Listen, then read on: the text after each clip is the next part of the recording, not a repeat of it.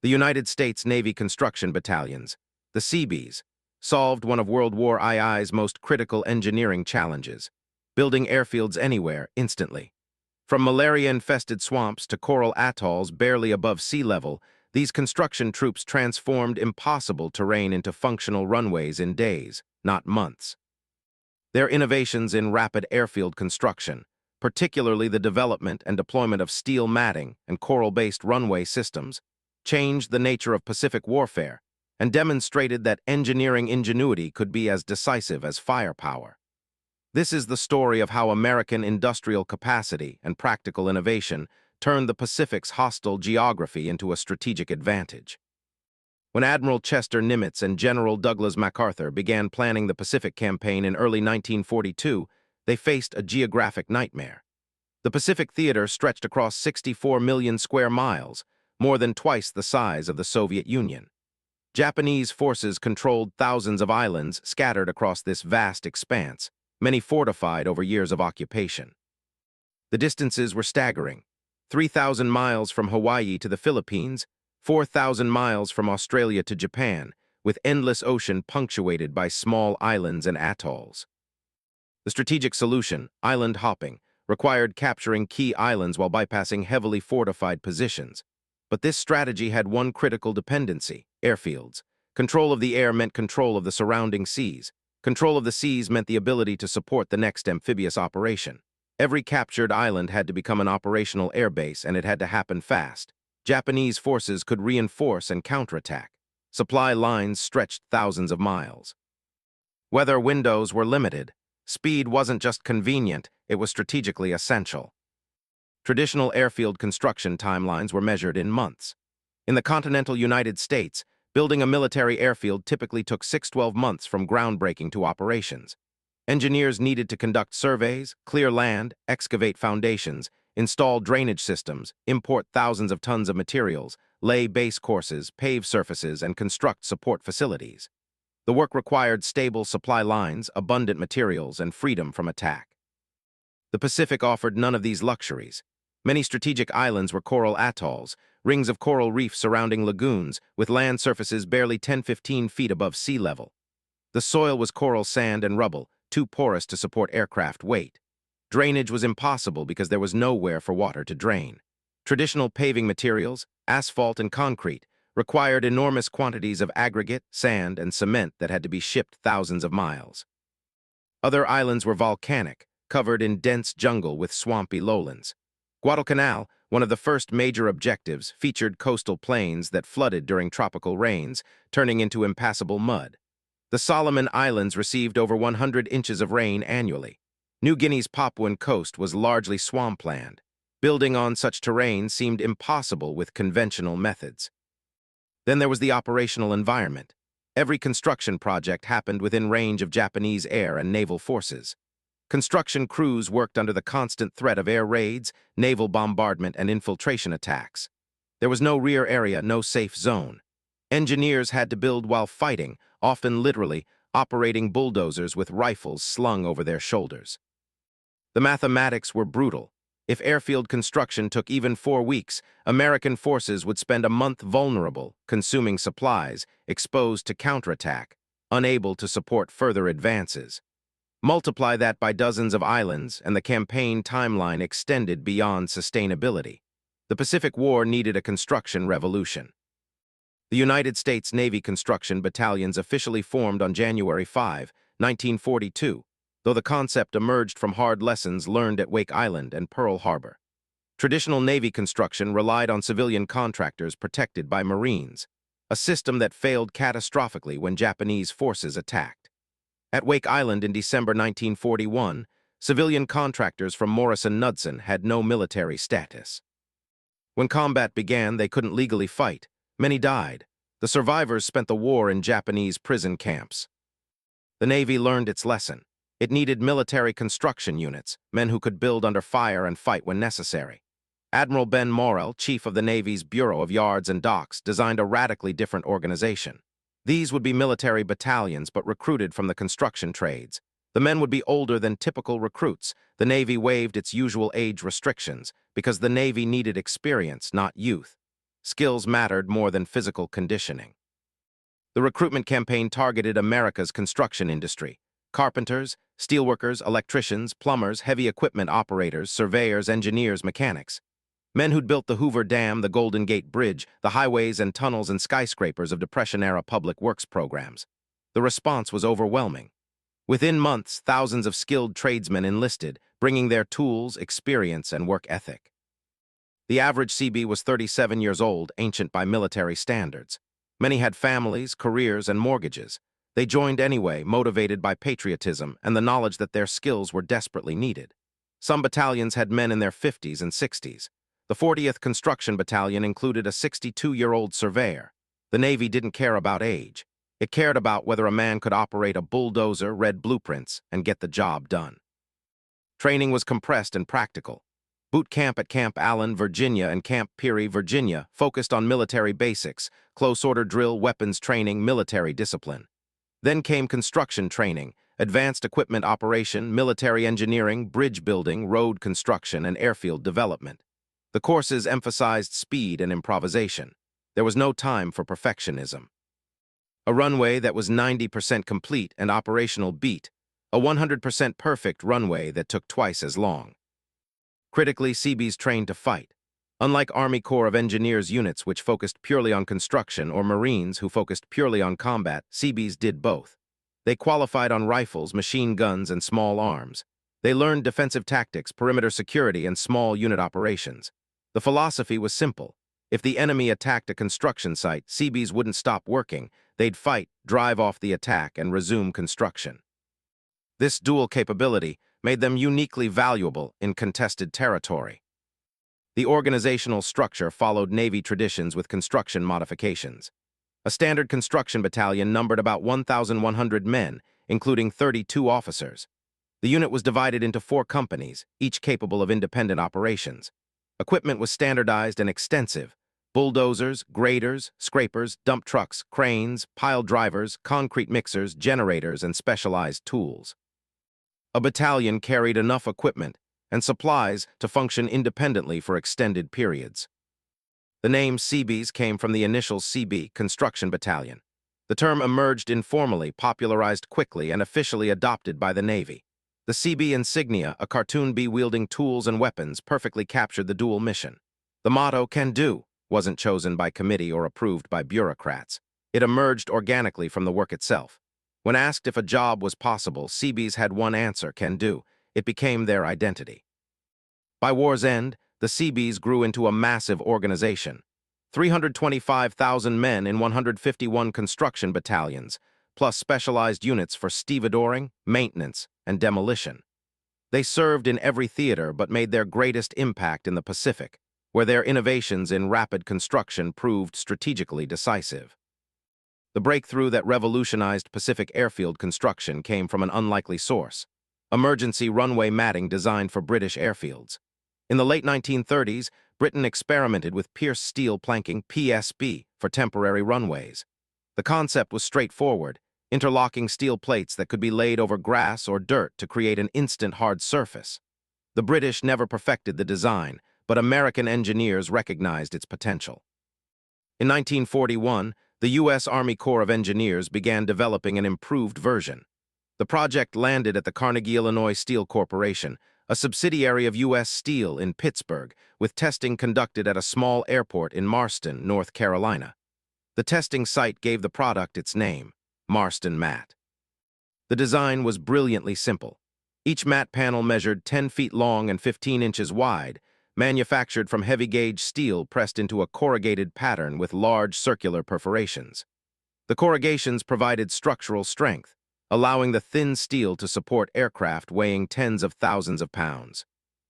The perforations served multiple critical functions. They reduced weight for shipping, allowed water drainage, provided tire traction, and gave pilots visual reference for alignment. The interlocking mechanism was the key innovation.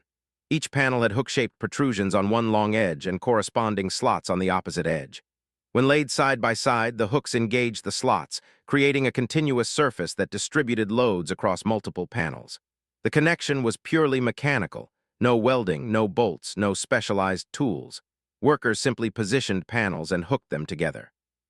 Critically, damaged panels could be disconnected and replaced in minutes, making repair as fast as initial installation.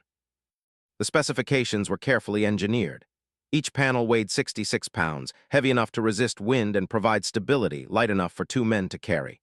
The steel gauge was 0.064 inches, thick enough for durability, thin enough to minimize weight and material consumption. The holes were 2 inches in diameter, sized to provide drainage without compromising strength. Every dimension was optimized for the competing demands of strength, weight, cost, and functionality. Production scaled with astonishing speed. Carnegie Illinois Steel's Pittsburgh plant began production in early 1942.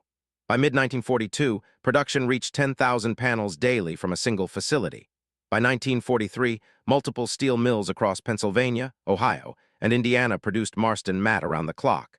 Monthly production exceeded 2 million square feet. A single mill's daily output could build a complete 5,000-foot runway. The shipping logistics were equally impressive. Marston Mat panels stacked efficiently, maximizing cargo space. A Liberty ship, the standard cargo vessel, could carry enough matting for a full runway plus taxiways and parking areas. The panels didn't require special handling or climate control. They could be stacked on deck, exposed to salt spray, and would arrive ready for immediate use. This shipping efficiency multiplied the effective production rate because every ship could carry useful quantities. Manufacturing quality was critical. Each panel had to meet precise tolerances. Hooks and slots had to align perfectly across panels from different production runs. The steel had to be uniform in thickness and strength. Heat treatment had to prevent warping. Quality control inspectors checked dimensions, tested sample panels for load-bearing capacity, and verified the interlocking mechanism. Rejection rates stayed remarkably low, less than 2%, testament to American industrial quality control. The cost was substantial but justified. Each panel cost approximately $5 to manufacture, about $80 in 2025 dollars. A complete 5,000-foot by 150-foot runway required about 50,000 panels, totaling $250,000 in materials alone. But compare that cost to traditional airfield construction. Surveying, excavation, drainage, base preparation, paving, and curing would cost millions and take months. Marston Mat reduced both cost and time by orders of magnitude. Variants emerged for specific applications. The M8 Mat, the standard Marston Mat, worked for fighters and medium bombers. The M8A Mat with heavier gauge steel supported heavy bombers like B-29s. The M9 Mat used lighter steel for parking areas and taxiways where weight loads were lower. Engineers developed special edge panels, intersection panels, and turning panels for complex layouts. The system became modular and adaptable. By 1945, American industry had produced over 340 million square feet of Marston Mat, enough to pave over 2,000 miles of runway. Single mills produced more matting monthly than the entire Axis powers produced during the entire war. The Pittsburgh plant alone exceeded German total production. This wasn't just industrial capacity. It was industrial dominance on a scale the world had never seen. While Marston Mat revolutionized runway construction where steel was available, Seabees simultaneously developed another breakthrough: crushed coral runways. This innovation emerged from necessity in the Central Pacific, where coral atolls lacked suitable construction materials and shipping priorities often meant steel matting wasn't immediately available. The discovery was almost accidental. In early 1943, the 2nd Construction Battalion was building facilities on Funafuti Atoll in Tuvalu. With no suitable fill material and limited cargo space for imported aggregate, Seabees experimented with the one abundant local resource: coral. They crushed coral chunks from the reef and used it as fill for roads and foundations. To their surprise, when wetted and compacted, the crushed coral hardened into a cement-like surface. The chemistry was fortuitous. Coral is primarily calcium carbonate, CaCO3, the same compound in limestone. When coral is crushed and mixed with seawater, complex chemical reactions occur. The seawater contains dissolved salts and minerals that act as binding agents. Under tropical sun, evaporation concentrates these minerals. Under compaction, the coral particles pack tightly. The combination creates a remarkably durable surface that can support substantial loads. CB engineers systematically refined the process through trial and error across dozens of atolls. They discovered optimal coral particle sizes. Between a ½ inch and 2 inches worked best. Too large and the coral wouldn't compact. too small, and it became powder with no structural integrity. They learned crushing techniques, running bulldozers over coral repeatedly, using improvised rock crushers made from repurposed equipment, or in desperate situations, simply breaking coral with sledgehammers. The layering technique was critical. Seabees spread crushed coral in 6-inch layers, each layer wetted with seawater and compacted before adding the next layer. The water was essential. Freshwater didn't work as well because it lacked the minerals in seawater. Some battalions experimented with different water-to-coral ratios, discovering that saturating the coral then allowing partial evaporation before compaction produced the hardest surface. Compaction equipment varied by availability. Purpose-built rollers were ideal, heavy steel drums pulled by tractors making repeated passes over each layer. When rollers weren't available, Seabees improvised, running loaded trucks back and forth using bulldozer tracks or, in extreme cases, simply letting rainfall and time do the work. The Pacific's frequent rains helped. Each rainfall watered the coral and accelerated the hardening process. The timeline was surprisingly fast. A properly prepared coral runway could be operational within 2 weeks, longer than Marston Mat but far faster than traditional construction. The first week was preparation, clearing the site, rough grading, and establishing drainage. The second week was building up, spreading layers, compacting, watering, and repeating. After the final layer, aircraft could use the runway immediately, though the surface continued hardening over subsequent weeks and months. Quality varied with materials and techniques. The best coral runways, built with proper techniques and good coral, were remarkably durable. Some remained operational for years, supporting thousands of aircraft operations. Coral runways on Tarawa, Kwajalein, and Eniwetok handled daily bomber operations throughout 1944-1945. Some of these runways, now civilian airports, still show traces of original Seabee construction. Poorer quality coral or rushed construction produced inferior results. Coral with too much sand content wouldn't harden properly. Inadequate compaction left the surface soft and prone to rutting under heavy aircraft. Insufficient depth meant the runway couldn't distribute loads, leading to failures under fully loaded bombers. Seabees learned these lessons through experience, documenting techniques and sharing knowledge across battalions. The scale was impressive. At Tinian in the Marianas, Seabees built 4 major bomber runways using primarily crushed coral. Each runway was over 8,000 feet long and 200 feet wide, requiring approximately 1.5 million cubic yards of crushed coral. They harvested coral from offshore reefs using underwater explosives, dredges, and divers with hand tools. Coral was barged to shore, crushed, transported to the runway site, and laid, all while combat operations continued on the island. Maintenance was continuous. Coral runways degraded under heavy use, developing potholes and ruts. Seabee maintenance crews conducted daily inspections, filling holes with fresh crushed coral and recompacting. During rainy seasons, additional water accelerated erosion, requiring constant attention. Despite these challenges, properly maintained coral runways remained operational indefinitely. The environmental impact was substantial but considered acceptable given wartime necessity. Harvesting coral damaged reef ecosystems. Explosives killed marine life. Dredging stirred up sediment, reducing water clarity for miles. Modern environmental standards would never permit such practices, but in 1943-1945, winning the war took absolute priority. Some of these reefs have recovered in the 80 years since. Others remain permanently altered. Coral runway construction demonstrated Seabee philosophy. Use what's available, improvise solutions, and get the job done. When steel wasn't available, they used coral. When proper equipment wasn't available, they improvised. When textbook methods didn't work, they invented new ones. This adaptability and innovation under pressure was the Seabee's greatest strength. The Seabee Rapid Airfield construction process, refined through dozens of operations, became a highly organized sequence executed with industrial efficiency. While timelines varied with terrain, available resources, and enemy activity, the basic progression remained consistent. A well-equipped battalion on favorable terrain could transform raw jungle or coral atoll into an operational airfield in 1 week. The process often began before the island was fully secured. Seabee reconnaissance teams accompanied assault forces, conducting surveys under fire. Using transits, levels, and compass readings, surveyors identified suitable airfield locations, relatively flat terrain, adequate dimensions, good drainage potential, and proximity to supply beaches. Speed was essential. Surveys were completed in hours, not days. Simultaneously, combat engineers cleared preliminary obstacles, pillboxes, bunkers, minefields, making the site safe enough for heavy equipment. As soon as Marine or Army units pushed the perimeter outward, bulldozers rolled ashore. The first bulldozers often hit the beach within hours of the initial assault, sometimes taking small arms fire as they worked. Initial clearing was rapid and brutal. D7 and D8 Caterpillar bulldozers weighing 15-20 tons smashed through jungle vegetation. Operators worked 12-hour shifts, rotating so equipment never stopped. Trees were pushed over, not cut down too time-consuming. Stumps were buried, not extracted, sufficient for immediate purposes.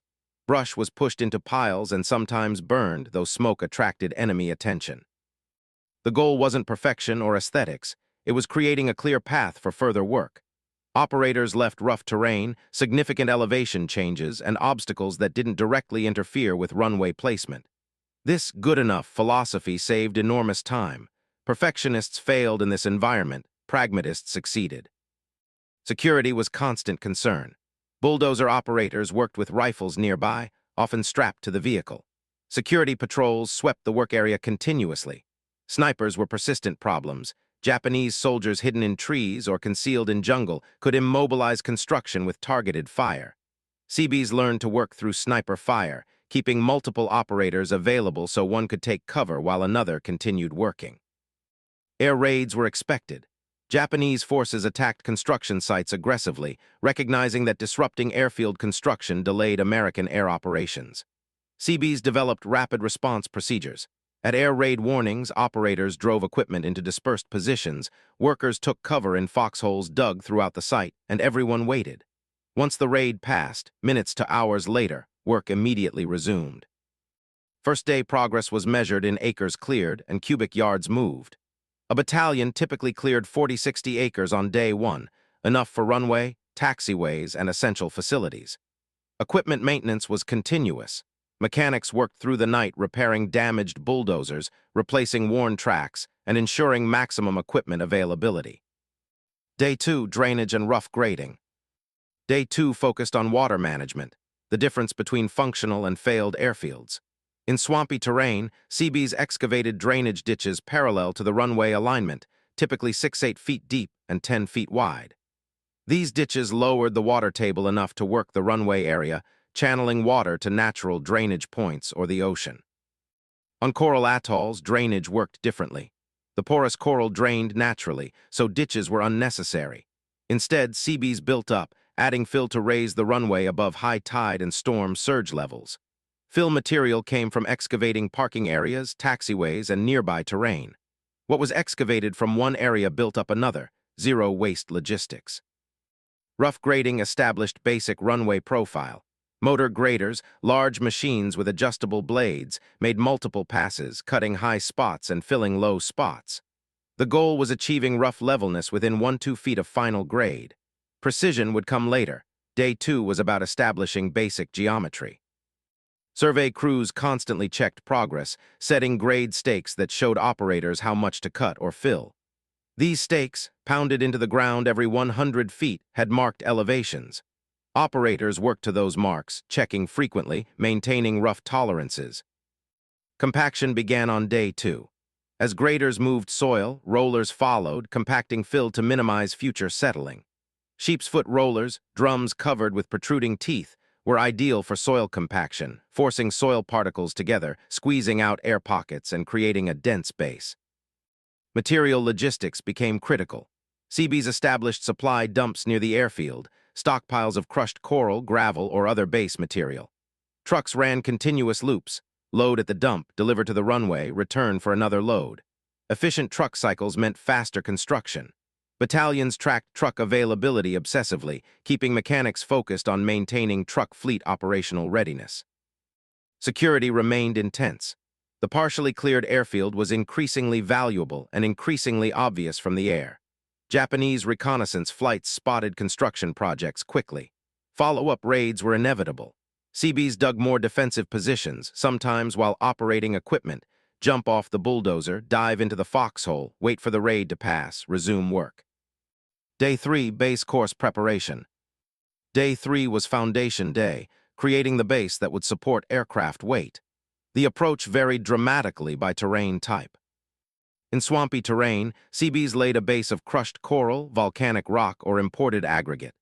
The material was spread in 6-8-inch layers, each layer compacted before adding the next. Total base depth varied by soil conditions, 12-18 inches for stable soil, up to 36 inches for very soft ground. Achieving adequate base depth required enormous material quantities. A 5,000-foot runway with 18-inch base needed approximately 40,000 cubic yards of material, enough to fill 4,000 dump trucks. On coral atolls with solid coral substrate, minimal base course was needed. Seabees might add a leveling layer of crushed coral, just 4-6 inches to smooth out irregularities, then proceed directly to surfacing. This saved time and materials, making coral atoll runways faster to construct than swamp runways. Some atolls required creative solutions. At Guadalcanal, Seabees used captured Japanese construction materials, concrete blocks, steel beams, and lumber, as base course fill, covering them with crushed coral. At Ulithi, they filled thousands of empty 55-gallon drums with coral sand, arranging them in rows and covering them with crushed coral. Desperate times demanded desperate measures, and Seabees improvised brilliantly. Compaction was relentless. Rollers made 8-12 passes over each section, ensuring maximum density. Operators watched for soft spots, areas that kept settling under roller weight. Soft spots got excavated and refilled, or received additional compaction, or were treated with different material. No soft spots could remain, they'd fail under aircraft weight. Fine grading began. Precision graders operated by the most skilled operators worked the surface to exact specifications. Tolerances tightened. Rough grading was within feet, fine grading was within inches. Survey crews checked elevations constantly, directing operators to cut or fill as needed. The runway profile had to provide proper drainage, a slight crown in the center allowing water to run off to the sides. Day 4, final preparation and mat staging. Day 4 was preparation for surfacing, the transition from earthwork to runway construction. Final grading achieved precision tolerances. Operators made final passes, achieving surfaces smooth within 1 inch of specified grade. This precision was essential for Marston Mat installation. Uneven base meant uneven mat, which meant aircraft stress and potential failures. For coral runways, Day 4 meant final coral layer preparation. Seabees spread the finished layer of crushed coral, carefully screened to uniform size, compacted meticulously, and wetted with seawater. This top layer would directly support aircraft, so quality was critical. For steel mat runways, Day 4 was logistics day. Marston Mat panels delivered by ship and moved to staging areas near the airfield were organized for efficient installation. Panels were sorted, stacked in sequence, and positioned for easy access. A 5,000-foot runway required approximately 50,000 panels weighing 3.3 million pounds total. Moving, organizing, and staging this material was enormous work. Seabees developed efficient staging patterns. Panels were stacked in loads matching one truck's capacity, typically 30-40 panels per truck. Stacks were positioned every 100 feet along both sides of the runway, allowing installation crews to access panels without long carries. This staging saved hours during installation. Installation crews trained and rehearsed. A standard mat-laying crew numbered 30-40 men, divided into teams. Surveyors who marked alignment, handlers who positioned panels, hookers who connected panels, checkers who verified connections, and troubleshooters who fixed problems. Each man had specific role. Efficiency came from practiced coordination. Equipment was pre-positioned, small cranes or forklifts for moving panel stacks, hand tools for adjustments, hammers for forcing tight connections, cutting torches for modifying edge panels. Everything was ready for rapid installation. Security posture intensified. By Day 4, the construction project was unmistakably visible from the air, cleared land, equipment concentrations, obvious runway outline. Japanese forces attacked these sites aggressively. Air raids became daily events. Seabees worked in constant expectation of interruption. Day 5-6, surface installation. Days 5 and 6 were installation marathon. For Marston Mat runways, installation proceeded with industrial choreography. Starting from one end, crews laid panels perpendicular to runway direction, working systematically toward the opposite end. The process was carefully sequenced. Survey crews marked the first row with string lines ensuring perfect alignment. The first row was critical, everything else aligned to it. Handlers positioned the first panel precisely, checking alignment with surveyor directions. Once set, subsequent panels hooked onto the first, creating the initial row. Speed came from rhythm and coordination. As one team finished a row, another team started the next row. Handlers moved panels from stacks to installation point. Hookers engaged the interlocking mechanisms, forcing hooks into slots with hammers when necessary. Checkers followed behind, testing connections by trying to lift panels. If a panel lifted, the connection was inadequate and needed correction. The pace was impressive. Experienced crews laid 100 linear feet per hour, roughly 1,000 square feet of runway surface per hour. Working 2 shifts, daylight hours only due to security concerns, a battalion could complete a 5,000-foot runway in 40-50 hours of work, essentially 2 full days. Problems were inevitable and solved immediately. Misaligned panels were disconnected, repositioned, and reconnected. Damaged panels, bent hooks, broken slots were replaced immediately. Damaged panels were tossed aside for later salvage. Base irregularities that prevented panels from seating flat required immediate attention. Crews scraped away high spots or added fill to low spots. For coral runways, days 5 and 6 were final compaction and hardening. Rollers made continuous passes over the finished surface. Seawater was sprayed repeatedly, accelerating chemical hardening. High-traffic areas, where aircraft would turn or brake heavily, received extra compaction and thicker surface layers. Quality control was continuous. Engineers walked the runway, checking for soft spots, uneven sections, or drainage problems. Any deficiency was immediately corrected. The standard was operational sufficiency, not perfection, but operational sufficiency meant aircraft could land safely under combat conditions. Day 7, final inspection and operations. Day 7 was finishing touches and operational commencement. Final inspections checked every detail: runway surface continuity, proper drainage, edge marking, and safety clearances. Steel mat runways were inspected for loose panels. Any panel that could be lifted by hand was inadequate and required repair. Marking was essential. Edges were marked with white paint or lime. Pilots needed clear visual references. Threshold markings indicated where aircraft should touch down. Numbers identified runway direction. These markings were simple but critical for safe operations. Support facilities were basic but functional. Fuel dumps near parking areas, typically 55-gallon drums stacked and covered. Ammunition storage and revetments. Earth berms protecting stored ordnance from chain reaction explosions during air raids. Minimal buildings, often just tents, for operations and maintenance crews. The first aircraft landing was validation. Often, the first landing occurred before construction was complete. Fighter planes landing on partially finished runways to provide air cover for continued construction. Pilots reported on runway conditions, smoothness, traction, any problems. Seabees immediately addressed any deficiencies. Then operations began. Aircraft arrived, initially fighters, then bombers. Sorties launched against Japanese positions. The airfield, built in 1 week from raw terrain, became an operational base supporting the next phase of the campaign. This speed, from nothing to operational in 7 days, was the Seabees' greatest contribution to Pacific victory. The theoretical process is best understood through specific examples, where Seabees applied these techniques under wildly varying conditions. Each operation presented unique challenges and demonstrated different aspects of Seabee capability and innovation. Guadalcanal, baptism under fire, August 1942. Guadalcanal was the first major test of Seabee rapid construction doctrine. The 6th Naval Construction Battalion landed with the 1st Marine Division on August 7, 1942. Their immediate mission: complete the Japanese-started airfield and make it operational before Japanese reinforcements arrived. The Japanese had begun building an airfield on Guadalcanal's northern plain, completing about 60% of the work before American forces landed. Seabees found a partially cleared runway with minimal grading and no surfacing. The base was swampy. The Lunga River periodically flooded the area. Japanese construction equipment was abandoned but mostly functional. The 6th Battalion worked under desperate conditions. Japanese forces launched immediate counterattacks, attempting to recapture the airfield. Naval bombardment from Japanese warships hit the construction site nightly. Air raids occurred multiple times daily.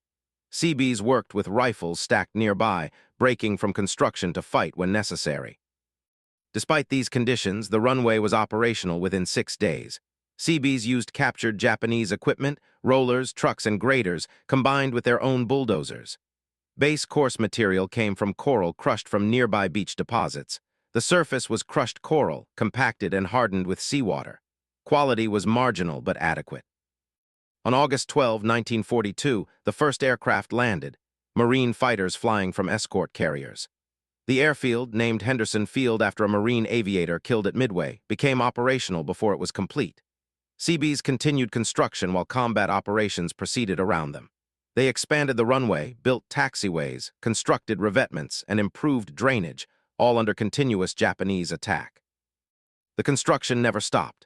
When air raids came, Seabees took cover, waited for the attack to pass, then immediately returned to work. When naval bombardment hit at night, they sheltered in foxholes, assessed damage at dawn, and began repairs. The airfield was damaged repeatedly and repaired repeatedly. Maintenance crews filled craters, repaired damaged runway sections, and kept Henderson Field operational through months of continuous combat. The 6th Battalion suffered casualties, killed by air raids, naval bombardment, and ground combat. They also inflicted casualties, fighting alongside Marines when Japanese forces attacked. This dual role, builder and warrior, defined the Seabee experience at Guadalcanal. Henderson Field's strategic impact was immense. Aircraft based their contested Japanese air superiority, making Japanese reinforcement dangerous and supply nearly impossible. The Cactus Air Force, Cactus was Guadalcanal's code name, operated from Seabee-built facilities, gradually winning air control that ensured American victory. Munda Point, New Georgia, building under bombardment, July 1943. The Munda Point airfield construction demonstrated Seabee capability under the most hostile conditions. The 24th and 73rd Naval Construction Battalions landed on New Georgia in July 1943, tasked with building a bomber strip within artillery range of Japanese positions. The terrain was horrible. Dense jungle covered swampy ground. Rainfall was constant, over 150 inches annually. The water table was at ground level. Drainage was nearly impossible, and Japanese forces on nearby hills had direct observation of the construction site, calling down artillery fire on concentrated work areas. Seabees adapted tactics. Instead of concentrated work, they dispersed equipment and crews, presenting fewer targets. Instead of working daylight hours only, they worked 24-hour schedules, using the nights, when Japanese artillery was less accurate, for major work. Instead of traditional drainage, they built up, elevating the runway on fill material. The fill material was crushed coral from the beach, coral from offshore reefs, and volcanic rock from inland quarries. Seabees operated rock crushers under artillery fire, producing base material that was trucked to the runway site. The trucks ran continuously, even under bombardment. Drivers learned to judge artillery timing, making runs between salvos. Construction took 3 weeks instead of the planned 1 week. The delay was entirely due to Japanese artillery, which damaged equipment, killed and wounded Seabees, and repeatedly destroyed completed work. Crater repair became daily routine. Seabees developed efficient repair procedures. Fill the crater with whatever material was closest, compact it rapidly, surface it, and move on to the next crater. The battalion suffered significant casualties, 87 men killed or wounded during construction. But the runway was completed and operational by early August 1943. Bombers flew from Munda Point throughout the rest of the Solomon Islands campaign, striking targets across the region. The Munda Point operation proved Seabees could build anywhere, under any conditions. If determined men with adequate equipment were committed to building an airfield, that airfield would be built. Enemy action could delay construction, could kill construction troops, but couldn't prevent completion. Tinian, the superfortress base, July-October 1944. Tinian demonstrated Seabee construction at maximum scale. After Marines secured the island in late July 1944, multiple Seabee battalions landed with orders to build the world's largest airport. Tinian would be the primary B-29 superfortress base for the strategic bombing campaign against Japan. The scale was staggering. Plans called for 4 parallel runways, each 8,500 feet long and 200 feet wide, plus 2 shorter runways at 7,600 feet. Hundreds of hardstands for aircraft parking, miles of taxiways, fuel storage for thousands of aircraft, maintenance facilities, ammunition bunkers, and housing for thousands of personnel. The entire island would become one vast air base. The geology was favorable. Tinian was a raised coral atoll with relatively flat terrain and solid coral base. Minimal swamp, good drainage, and abundant coral for construction material. The challenge was purely scale, building fast enough to meet the strategic bombing schedule. Seabees responded with industrial-scale organization. 6 construction battalions worked simultaneously, each assigned specific runways or facilities. Equipment arrived in enormous quantities. Hundreds of bulldozers, dozens of graders, rock crushers, rollers, and trucks. Supply ships arrived daily with materials, fuel, and provisions. Coral mining became major operation. Seabees used underwater explosives to blast coral from offshore reefs, then dredged the broken coral to shore. Ashore, coral crushers, some improvised from captured Japanese equipment, others purpose-built from salvaged ship machinery, processed hundreds of tons daily. The crushed coral was graded by size, stockpiled, and transported to construction sites. Runway construction proceeded simultaneously on multiple strips. Bulldozers cleared and graded, trucks delivered crushed coral, graders spread and leveled it, rollers compacted it. Following battalions added subsequent layers. The work proceeded 24 hours daily under floodlights at night. Progress was relentless.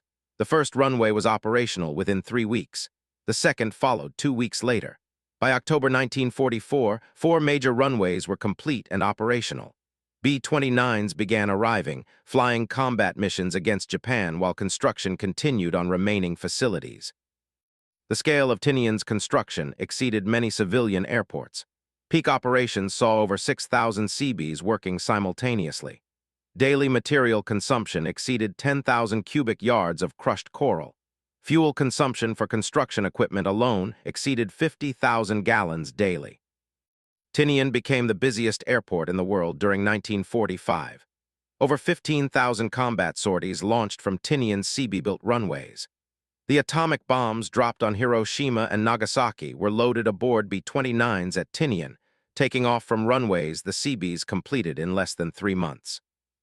Seabee construction capability rested on American industrial production and logistics systems that supplied material and equipment on unprecedented scale.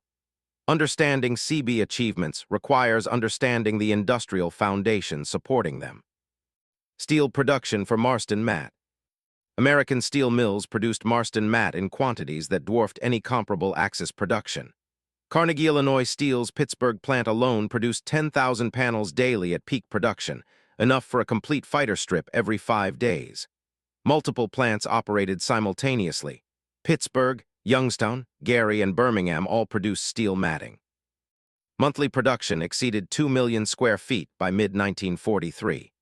Annual production topped 20 million square feet. Over the entire war, American industry produced over 340 million square feet of Marston Mat, enough to pave over 2,000 miles of runway. Quality control was extraordinary. Each production run was tested. Sample panels were subjected to load testing, weights equivalent to fully loaded bombers concentrated on small areas. Panels that failed testing meant entire production runs were scrapped or reworked. Rejection rates stayed below 2%, testament to American manufacturing precision. The steel allocation was substantial. Each panel required approximately 40 pounds of steel. Total Marston Mat production consumed over 600,000 tons of steel, enough to build 60 Liberty ships. Yet this represented less than 0.1% of American steel production. The nation's industrial capacity was so vast that building thousands of miles of runway matting barely registered. Equipment manufacturing. Seabee construction depended on heavy equipment, manufactured by American companies and supplied in enormous quantities. Caterpillar Tractor Company was the primary supplier, producing thousands of bulldozers, graders, and tractors for military use. The D7 and D8 bulldozers, workhorses of Seabee operations, rolled off Caterpillar's Peoria, Illinois plant at rates exceeding 50 units daily. These weren't civilian machines painted green. They were purpose-built for military use with modifications, armored operator cages, tropical cooling systems, and simplified maintenance access. Total military equipment production was staggering. Over 40,000 military bulldozers were manufactured 1942-1945. Add graders, scrapers, rollers, cranes, and specialized equipment, and total construction equipment production exceeded 150,000 units. This equipment was distributed globally, to Europe, Africa, Asia, and the Pacific, with the Seabees receiving priority allocation for Pacific operations. Maintenance was a continuous challenge. Tropical conditions, heat, humidity, salt spray, coral dust, degraded equipment rapidly. Seabee maintenance battalions kept equipment operational through constant attention, daily lubrication, weekly inspections, monthly overhauls. Replacement parts arrived via supply ships, prioritized just behind ammunition and food. Equipment loss was significant but manageable. Bulldozers were destroyed by enemy action, worn out by continuous operation, or lost in landing accidents. The solution was simple. American factories replaced them faster than they were lost. If a battalion lost 10 bulldozers in a month, 15 replacement bulldozers arrived the next month. The industrial pipeline never ran dry. Logistics and supply chains. Supporting Seabee operations required logistics systems spanning the Pacific. Supply ships carried materials from American ports to forward bases to operational islands. The distances were extreme. San Francisco to Guadalcanal was 5,500 miles, requiring 3-4 weeks transit time. Everything had to travel these distances: cement, lumber, steel, fuel, food, ammunition, spare parts. The supply tonnage was immense. A single construction battalion operating at full capacity consumed 501,000 tons of supplies monthly: construction materials, fuel, food, and equipment. With over 100 battalions operating simultaneously in the Pacific by 1944, monthly supply requirements exceeded 50,000 tons, requiring hundreds of cargo ships in continuous rotation. Priority systems ensured critical supplies arrived first. Ammunition was highest priority. Bases under attack needed ammunition regardless of construction status. Medical supplies were second. Food was third. Construction materials were fourth, but within that category, priorities existed: runway materials before building materials, fuel before lumber.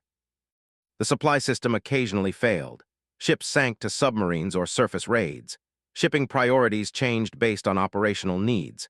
Battalions sometimes operated with inadequate supplies, improvising solutions, salvaging Japanese materials, using local resources creatively, or simply doing without. Seabee adaptability often compensated for supply failures. Seabee airfield construction had strategic effects far beyond the physical runways. The ability to rapidly build air bases anywhere changed Pacific War strategy and accelerated American victory. The island hopping strategy. Island hopping worked because Seabees could make captured islands operationally useful within days. The strategy involved bypassing heavily fortified Japanese positions, instead capturing lightly defended but strategically located islands. These islands, once captured, became air bases supporting the next operation. Speed was essential. Each captured island was vulnerable until it became an operating base. Japanese forces could counterattack, reinforcing and potentially recapturing the position. The window between capture and operational status had to be minimized. Seabees provided this speed. Consider the Central Pacific drive through the Gilberts, Marshalls, Marianas, and Western Pacific. Each island campaign followed the same pattern: amphibious assault, rapid Seabee construction, air operations commence. These aircraft support the next operation. The chain was unbreakable because Seabees were fast and reliable. Without rapid airfield construction, island hopping would have failed. Captured islands would have remained vulnerable too long. Supply lines would have been unsustainable. The Japanese could have counterattacked during the vulnerable construction period. Speed of construction was as strategically important as speed of assault. Air superiority through logistics. Seabee-built airfields enabled air superiority through sheer numbers. Japanese air forces couldn't match American production. Japanese pilot training couldn't match American training pipelines. And Japanese logistics couldn't maintain forward bases like Americans could. Each new American airfield represented additional aircraft, additional sorties, and additional pressure on Japanese forces. By 1944, American aircraft flew from dozens of Seabee-built bases across the Pacific. Japanese forces faced attacks from multiple directions, making defense nearly impossible and offense completely impossible. The mathematics were brutal. Each American airfield could base 100-plus aircraft. Each aircraft flew multiple sorties daily. Multiply this across dozens of bases, and Japanese forces faced thousands of sorties daily from aircraft that could immediately retreat to nearby bases for fuel, ammunition, and repairs. Japanese forces had no equivalent capability. Their nearest bases were often hundreds of miles distant. Seabee construction enabled this numerical superiority. Without runways, American aircraft stayed aboard carriers, limited numbers, limited sortie rates, vulnerable to enemy action.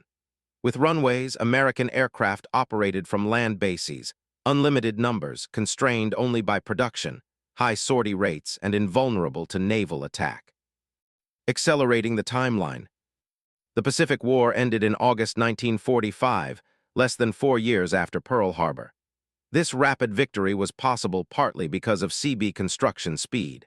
If airfield construction took months instead of weeks, the entire campaign timeline would have extended by months or years. Consider the counterfactual. If American forces needed 2 months to make each captured island operational instead of 2 weeks, each operation would have delayed by 6 weeks. Multiply this across dozens of operations, and the war extends by a year or more. More American casualties, more resources consumed, more devastation. Seabee speed saved time, which saved lives, which saved resources.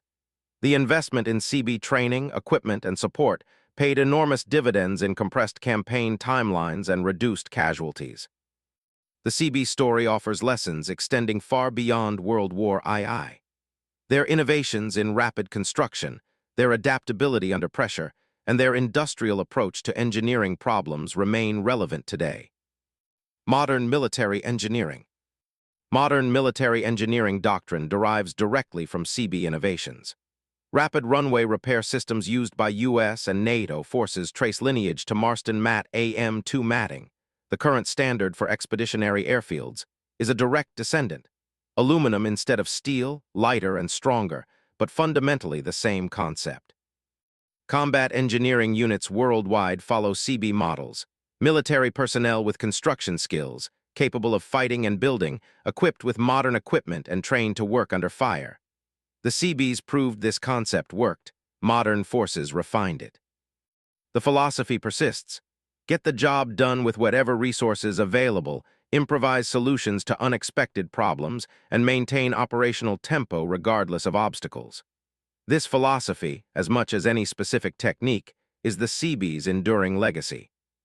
Industrial capacity as strategic weapon. The Seabees demonstrated that industrial capacity was a strategic weapon as important as military forces. American industry produced construction materials and equipment in quantities that overwhelmed Axis capacity. This industrial superiority, applied through Seabee construction capability, provided strategic advantage that Japanese forces couldn't counter. Modern military planning recognizes this lesson. Logistics, production capacity, and industrial base are strategic considerations equal to combat capability. The side that can build faster, deploy faster, and sustain longer has enormous advantage. The Seabees proved this in the Pacific. Modern militaries have never forgotten. Innovation under pressure. Seabee innovations emerged from necessity, not laboratory research. Crushed coral runways weren't designed by engineers in comfortable offices. They were developed by desperate men on remote atolls with no other options. Marston Mat installation techniques were refined by crews working under fire, not by project managers with time for optimization. This innovation model, pressure driving creativity, necessity mothering invention, remains powerful. Some of history's best solutions emerged from desperate circumstances. The Seabees exemplified this pattern. The human element. Finally, the Seabees proved that skilled, motivated people with adequate resources can accomplish seemingly impossible tasks. The men of the Naval Construction Battalions, average age 37, many with families and careers left behind, built the runways that won the Pacific War. They did it under fire in hostile terrain, far from home, because the job needed doing and they had the skills to do it. Modern construction, modern engineering, modern military operations all depend on the same formula. Skilled people, adequate resources, clear mission, and determination to succeed. The Seabees had all four, and they changed history. Their motto, "Can do," wasn't empty bravado. It was earned across hundreds of Pacific islands, building runways from nothing, transforming impossible terrain into operational airfields, and proving that American industrial might combined with American ingenuity could overcome any obstacle. The swamps became runways. The coral became concrete. The impossible became routine. That's the Seabee legacy, proving that with the right people, the right tools, and the right determination, anything is possible.